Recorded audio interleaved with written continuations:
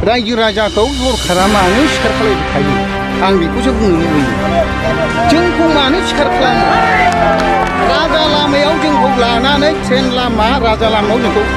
रानहोहैदों बिसोर बै समाव बर'लेण्ड नांगौ हिसाबै बर'लेण्डनि सार्थआव जोंखौ बिजि फिसा हाजिरा खालामहैदों जोंनिफ्राय थै थुइ लादों जों होदों दिनै जोंखौहाय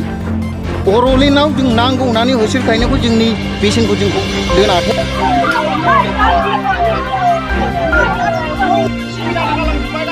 खुलुमबाय रायजोफोर दिनैनि गोदान भिडिअ बयखौबो बरायबाय दासिमनि माखासे गोनां खौरांफोर लाबोदों नोंथांमोना भिडिअखौ जोबजासिम नायलांदो भिडिअखौ मोजां मोनोब्ला अन्नानै मोनसे लाइक खालामदो आरो सानफ्रोमबोनि खौरां लानो थाखाय चेनेलखौ साबस्क्राइब खालामनानै बेल आइकनखौबो अलाव होना लादो अब्ला दासिमनि खौरांफोरा फारियै उदालगुरि माजबादआव माजबाद पुलिसनि गोख्रों सिग्रोमनायाव गोबां बिबांनि गान्जाजों लोगोसे सासे गान्जा फालांगिरिखौ हमनो हादों मिथिनाय बादिब्ला माजबाद पुलिस थानानि बिबानगिरि सन्जय कुमार दुबे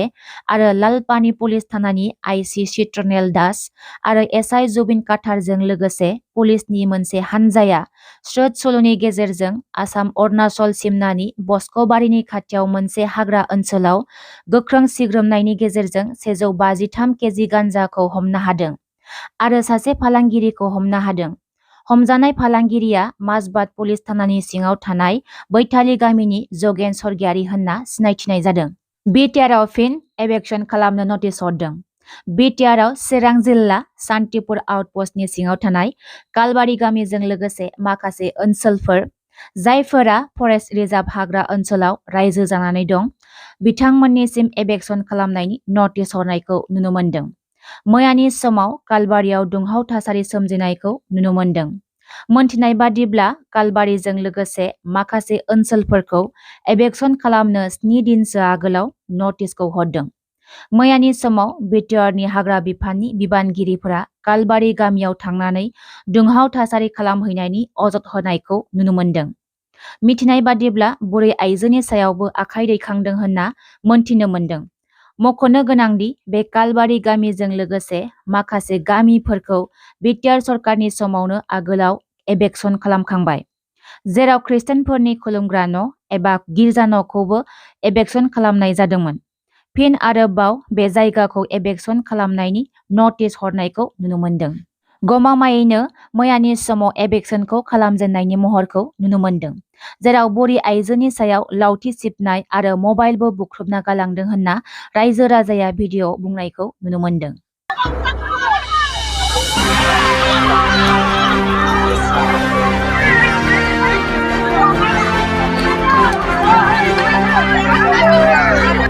मोनसे दुखुनांथाव आरो मुगैथाव जाथाय मानसि गोथै सिखाव ओंखारदों उदालगुरियाव आथिखालाव बे संसाराव मानसिया थांनानै थानायावबो रैखाथि गैला थैनानै हा सिङाव थांब्लाबो रैखाथि गैला थारैनो बेबादि दुखुनांथाव मुगैथाव जाथायफोरा दिनै बायदि रोखोमै गिख्रंथाव महर लाबोदोंसै मख'नो गोनांदि जाय नखरा गावनि आंगो बिफा आंगो बिमा आंगो बिदा बिफंखौ थैनाय समाव गोरबोआव दुखु हांमा लानानै बिदाय होयो आरोबाव बै नखरफोराव बांसिन दुखुनि थासारि लाबोनायखौ नुनो मोन्दों मिथिनाय बादिब्ला उदालगुरि जिल्ला 1 नं आग्राजुलिनि मांखरसालिनिफ्राय माखासे सुबुंनि गोथै सहखौ बुरखांना लाना थांदों बे खौरांखौ नोंथांमोना जेसे हायो शेयार खालामना हो मांखौसो सोरबा जावना लांबाय माबाखौ दैखौ मिथिबाय ओजों नायफैदों नै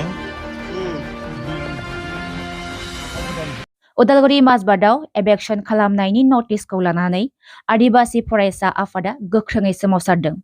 उदालगुरि माजबादआव लामाबारियाव गोदो गोदायनिफ्राय रायजो जाबोनाय आदिबासि रायजो राजानिसिम एबेक्सन खालामनायनि नटिस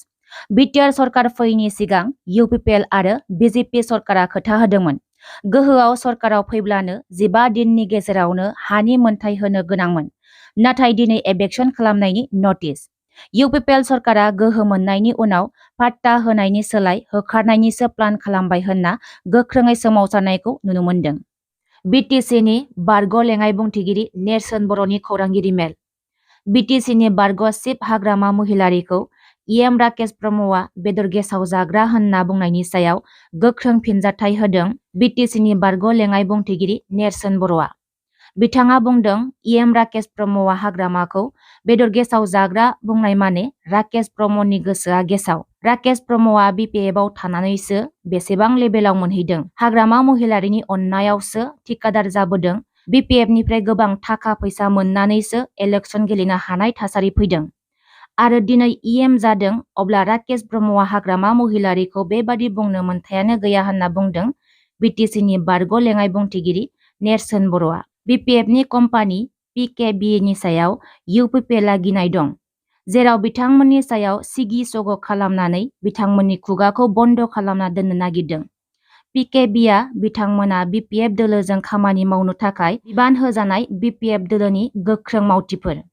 बिथांमोना BTR सरकारनि गेना गोरोन्थिफोरखौ दिन्थिनानै रायजो राजानि थाखायसो मोजांखौ खालामनो नाजादों। नाथाय बिथांमोनखौ UPPL दोलोआ गिनाय दं। बेखायनो बिथांमोननि मावनाय बिथांमोननि बुंनायफोरनि सायाव गाज्रि मोनो, हेंथा बुङो।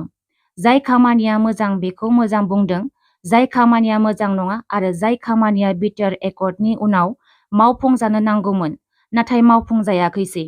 जेरै NDBनि समस्याया जोबनांगौमोन, फरायसालिफोरा प्रभिन्सियेलाइज जानांगौमोन, गामि दानख'नाय सोसननायफोरा जानांगौमोन। BTR एकर्ड जाबायब्ला BTRनिसो बिसायख'थि जानांगौमोन। नाथाय दाबो BTC बिसायख'थिसो जागोन। बेफोर गासै बाथ्राफोरखौ बुंखांना होनायाव UPPL सरकारा गाज्रि मोनो आरो PKBनि सायाव सिगिनाय आरो बिथांमोननि खुगाखौ बन्द' खालामना दोननो हास्थायो UPPLआ। बेफोर बाथ्राफोरखौ बुंदों बारग' लेङाइ बुंथिगिरि नेर्सोन बर'आ। मबाइलबो बुख्रुबदों दा।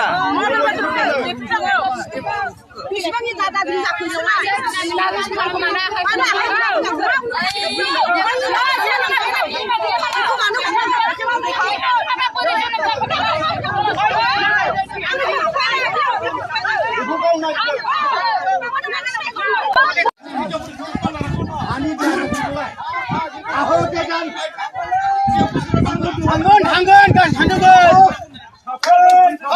थांजोबगोन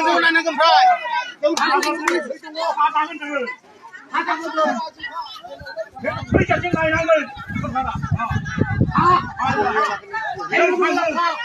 ओमफ्राय।